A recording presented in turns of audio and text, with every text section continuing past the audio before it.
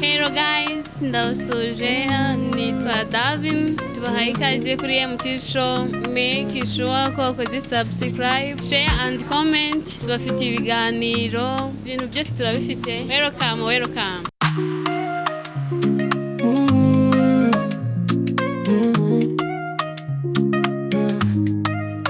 Every day in my studio nziza, tugira amafoto meza ndetse na video nziza, nimutugane dutuke ufite ibirori, dutumire gutwike ku mafoto meza na video nziza, we make your memories alive.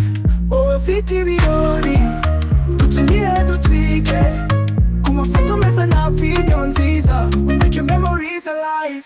Baby in my studio, tubakorera ibyapa byo kwamamaza, tugira makeup ku bageni, dushyira amafoto mu makadiri, tugira na sono y'isatyo nziza cyane.